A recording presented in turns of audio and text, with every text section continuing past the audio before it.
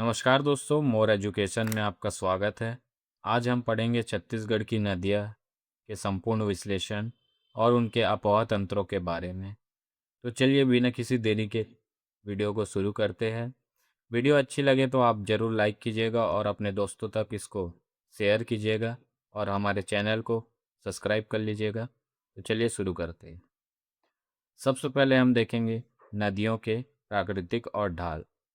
जो छत्तीसगढ़ की नदी है वो पश्चिम से पूर्व में बहती है।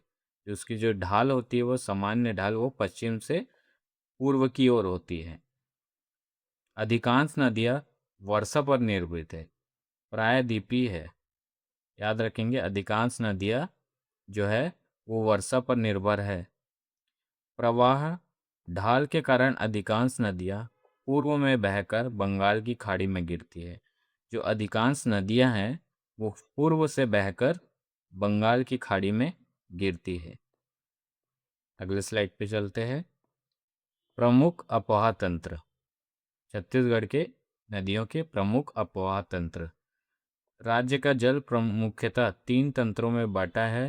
पहला महानदी तंत्र, दूसरा गोदावरी तंत्र, तीसरा गंगा तंत्र। जो महानदी तंत्र है वो सर्वाधिक भाग में है, जो मध्य छत्तीसगढ़ में है। और जो गोदावरी तंत्र है वो दक्षिण भाग में है, बस्तर क्षेत्र में। और गंगा तंत्र है वो उत्तरी भाग में पाया जाता है। अगले स्लाइड पे चलेंगे। जल विभाजन। राज्य में मुख्य जल विभाजन रेखा महानदी और गोदावरी तंत्र के बीच पाई जाती है। जो जल विभाजन रेखा है वो महानदी और गोदावरी तंत्र के बीच पाई जाती है। यह बघेलखंड मैकल पठार क्षेत्र में प्रभावित होती है। यह बघेलखंड और मैकल पठार क्षेत्र में प्रभावित होती है। महानदी के अपवाह तंत्र। राज्य का सबसे बड़ा अपवाह तंत्र महानदी अपवाह तंत्र है। उद्गम जो है इसका सिहावा पर्वत से होता है, भाद्रगढ़ की पहाड़ी से। उद्गम जो है सिहावा पर्वत भाद्रगढ़ की पहाड़ी से होता है। यह छत्तीसगढ़ के मैदानी भाग को 2 भागों में विभाजित करता है। यह छत्तीसगढ़ के मैदानी भागों को 2 भागों में विभाजित करता है। अगले स्लाइड पे चलेंगे। शिवनाथ नदी। शिवनाथ नदी जो है वो महानदी की सबसे बड़ी सहायक नदी है। शिवनाथ नदी महानदी की सबसे बड़ी सहायक नदी है। इसका उद्गम गोंडरी ग्राम गढ़चिरौली से हुआ। गोंडरी ग्राम गढ़चिरौली से हुआ, जिसकी कुल लंबाई 290 किलोमीटर है। संगम महानदी से सूर्यनारायण में मिलती। अगले स्लाइड पे चलेंगे। हसदो नदी। हसदो नदी का उद्गम स्थल है देवगढ़ की पहाड़ी, कैमूर पर्वतमाला।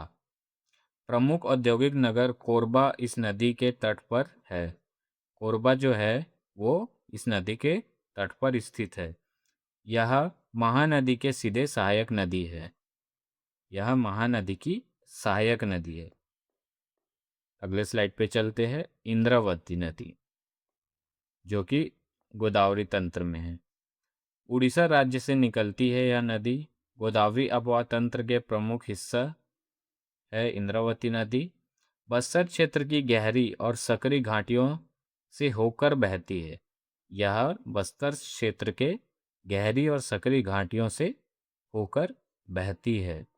स्लाइड पे चलते हैं। उद्गम स्थल। नदी और इसके उद्गम स्थल। खारून नदी की उद्गम स्थल है पेटुचुआ की पहाड़ी, मनियारी नदी, सिहावल सागर। रिहंद नदी मतरिंगा पहाड़ी और मांड नदी मैनपाट। याद रखेंगे, खारून का है पेटुचुआ की पहाड़ी, मनियारी, सिहावल सागर, रिहंद, मतरिंगा पहाड़ी और मांड मैनपाट। अगले स्लाइड पे चलते हैं। इसमें भी उद्गम स्थल दिया गया है। सूखा नदी की मेलवा डोंगर, पैरी नदी का भाद्रगढ़ की पहाड़ी, बनास नदी मांझा टोली की पहाड़ी, दूध नदी मलाज कुंडुम पहाड़ी। दूध नदी मलाज कुंडुम पहाड़ी। नदियों की लंबाई।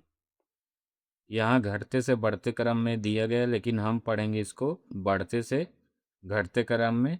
जो सबसे लंबी जो नदी है वो मांड नदी है, उसके बाद दूसरे नंबर पर मनियारी नदी, और तीसरे नंबर पर पैरी नदी, और जो सबसे छोटी नदी है वो लीला सागर की नदी है।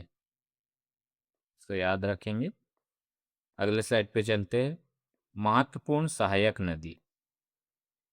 मनियारी नदी। मनियारी नदी की सहायक नदी है आगर और टेसुआ। और महानदी की सहायक नदी है जोंक, शिवनाथ, हसदो और केलो नदी। महानदी की सहायक नदी है जोंक, शिवनाथ, हसदेव और केलो नदी। कावेरी नदी की सहायक नदी है भवानी, हेमावती और काबिनी। ये पॉइंट को याद रखिएगा, ये पेपर में पूछा जाता है। नदियां एवं जलप्रपात सही सम्मेलन कीजिए। इंद्रावती, अमृतधारा, कांगेर, चित्रकूट, हसदो, रामदा और बनास का तीरथगढ़। अगले स्लाइड पे चलते हैं। प्रमुख बांध एवं परियोजनाएं। माडूम सिल्ली बांध सिलियारी नदी पर स्थित है। 1923 में यह निर्माण किया गया था। यह एशिया का पहला साइफन बांध है। जो माडूम सिल्ली जो बांध है वो सिलियारी नदी पर स्थित है। 1923 में इसका निर्माण किया गया था। यह एशिया का पहला साइफन बांध है। कुकदा पिकअप वियर पैरी नदी पर स्थित है। यह बांध पैरी नदी पर स्थित है। अगले स्लाइड पे चलते हैं। अन्य महत्वपूर्ण परियोजनाएं। राजीव गांधी परियोजना खारंग नदी पर स्थित है। और तांदुला परियोजना यह छत्तीसगढ़ की प्रथम परियोजना मानी जाती है। जो तांदुला परियोजना है वो प्रथम परियोजना मानी जाती है। अगले स्लाइड पे चलेंगे। राजिम का त्रिवेणी संगम। ये क्वेश्चन परीक्षा में पूछे जाते हैं। राजिम में 3 प्रमुख नदियों का पवित्र संगम होता है। पहला है महानदी, दूसरा पैरी और तीसरा सोंडूर नदी। ये 3 नदी का पवित्र संगम होता है। अगले स्लाइड पे चलते हैं। रोचक तथ्य।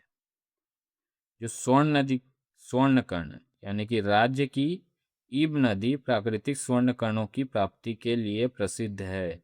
जो ईब नदी है वो जिसमें सोने के कण पाए जाते हैं। गंदेश्वर मंदिर। यह ऐतिहासिक मंदिर महानदी के तट पर स्थित है। गंदेश्वर जो मंदिर है वो महानदी के तट पर स्थित है। अगले स्लाइड पे चलते हैं। नदी जोड़ो परियोजना। सिंचाई संकट को दूर करने हेतु नदियों को जोड़ने का काव्यार। महानदी को तांदुला नदी के साथ जोड़ा गया, पैरी नदी को महानदी के साथ जोड़ा गया और हसदेव नदी को केवई नदी के साथ जोड़ा गया। नदियों के क्रम। नदियों का क्रम उत्तर से दक्षिण की ओर। हसदेव नदी सबसे उत्तर में है।